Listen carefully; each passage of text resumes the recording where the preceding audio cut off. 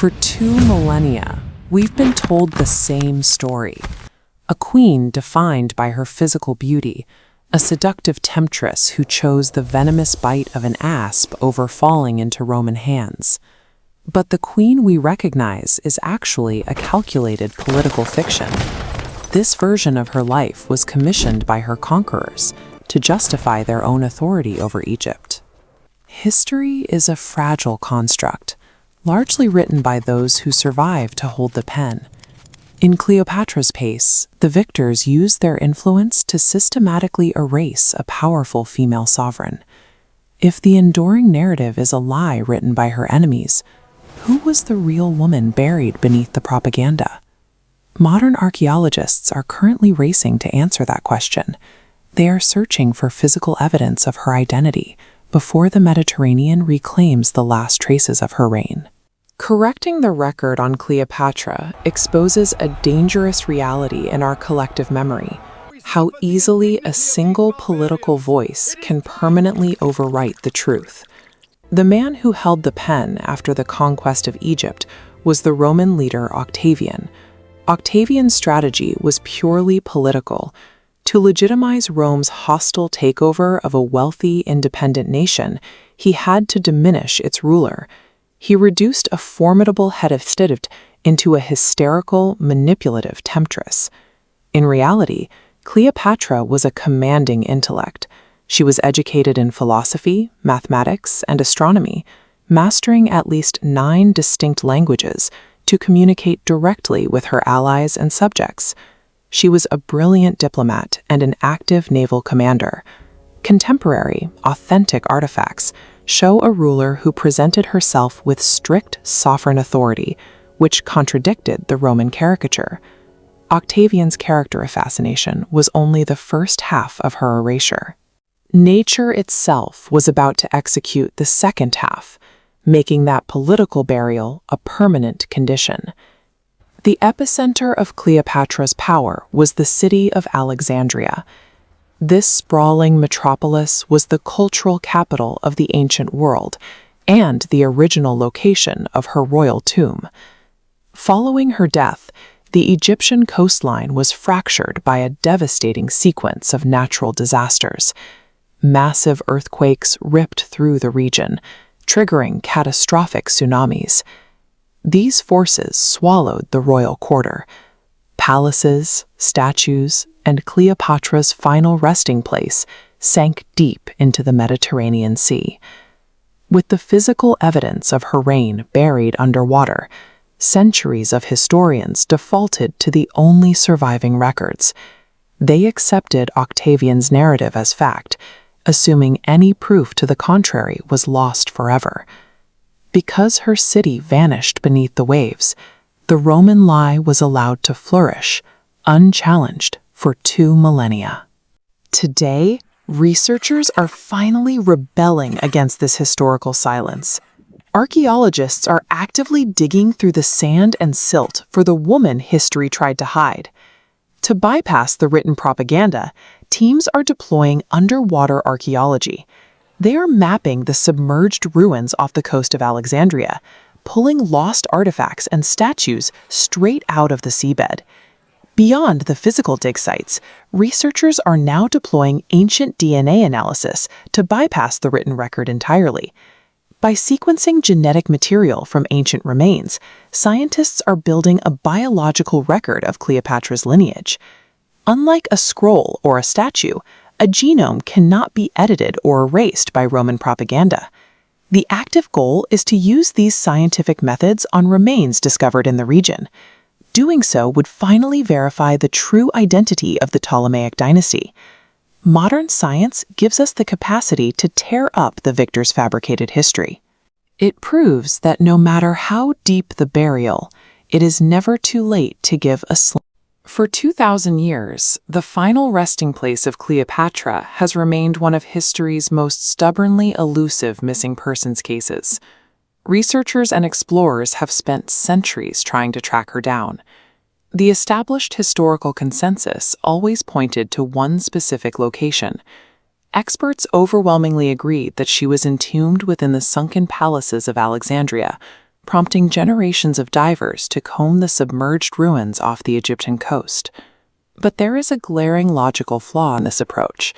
If you are looking for someone who has been missing for 2 millennia, scouring the exact same coastal ruins that everyone else has already searched virtually guarantees you won't find anything new.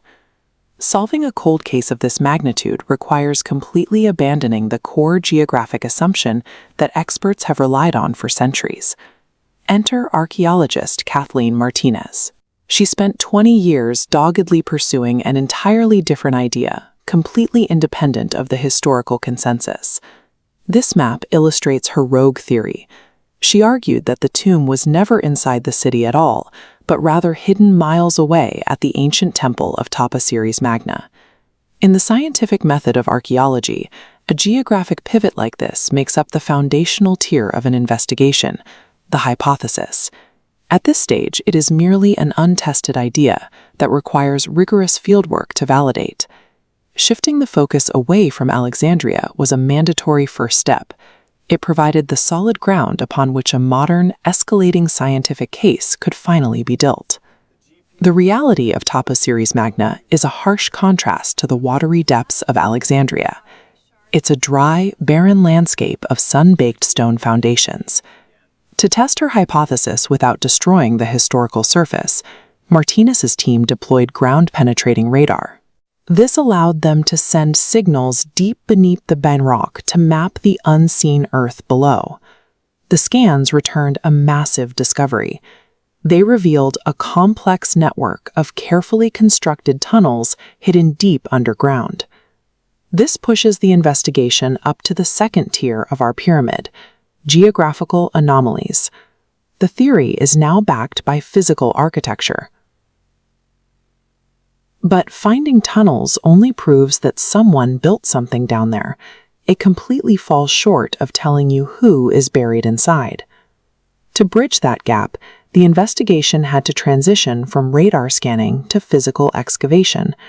Researchers had to dig into the dirt and pull tangible artifacts from the ground. As they excavated the tunnel network, they began unearthing 2,000-year-old coins. When cleaned, these coins displayed the unmistakable facial profiles of Cleopatra and Mark Antony. Deeper within the site, the team discovered ancient mummies. Examining the remains, they found tongues crafted of solid gold resting inside the skulls.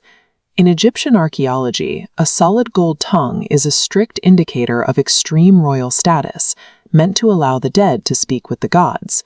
Finding them drastically narrows the pool of possible suspects in these tombs. With these discoveries, we advance to the third tier, circumstantial evidence.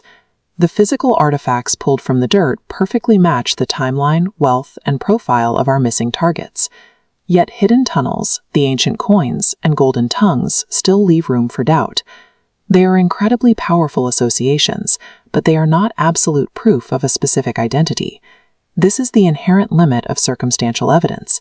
It weaves a highly probable, compelling narrative, but it inherently lacks the hard empirical data required to officially close a case. We have physical artifacts and exact historical figures we are trying to positively identify, like the woman depicted in this marble bust. But traditional historical artifacts, no matter how rare, can only ever suggest an identity. They cannot independently confirm it. A mountain of gold and a vault of ancient currency will never be scientifically sufficient to officially declare Cleopatra's tomb found. To cross that final threshold, Martinez's team is taking a groundbreaking step. They are shifting focus away from carved stone and hammered metal and turning toward ancient biology. The ultimate goal now relies on extracting and sequencing a 2,000-year-old genetic fingerprint from the remains to definitively match them to the royal lineage. This biological requirement sits at the absolute peak of our pyramid: empirical verification. The epic 2 millennia hunt for Cleopatra highlights exactly how modern archaeology has evolved. The ultimate historical truths are no longer written with shovels and brushes alone. They are verified with microscopes. For 2,000 years, the world has viewed Cleopatra through a specific lens: a purely Greek queen, a tragic romantic figure, and a defeated monarch who died by a snakebite. This narrative was commissioned by the very people who overthrew her, serving as a tool for political legitimacy. The Roman Empire required a specific version of Cleopatra to justify their conquest. Framing her as a defeated, singular enemy validated their rise to power. By following these ancient texts, we are studying a political script designed to simplify her and secure the legacy of her conquerors.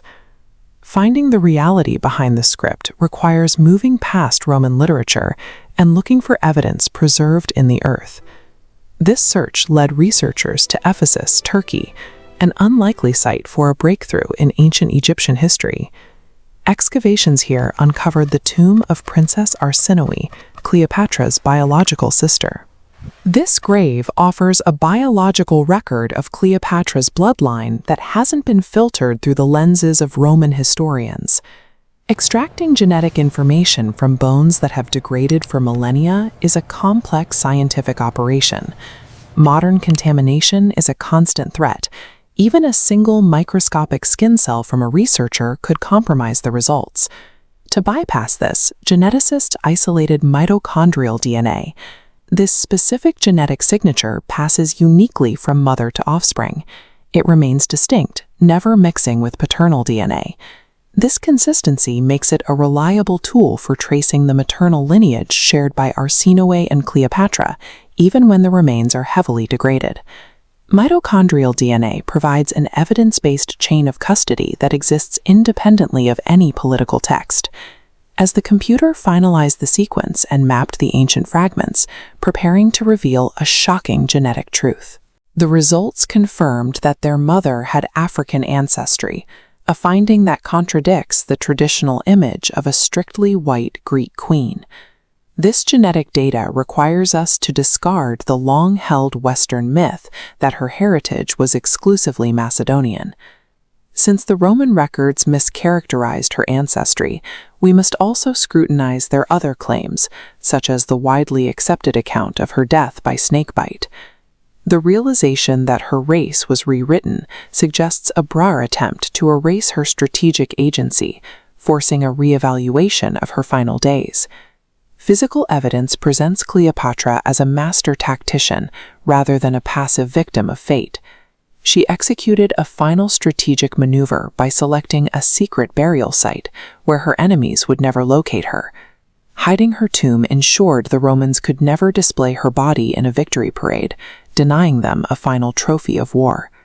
Cleopatra secured her own ending and resisted the empire's narratives long after her death. Political propaganda is subject to change, but ancient chromosomes offer a permanent biological record. Empirical facts often survive the very empires that tried to obscure them. Earth-shattering historical secrets aren't always found in classified files. Many are waiting in the ground for future technology to identify them. Do you believe the Romans intentionally tried to erase Cleopatra's tomb from history? Share your thoughts in the comments and subscribe to explore more stories of the past being rewritten. The truth of the past remains preserved in the earth, waiting for science to recover it.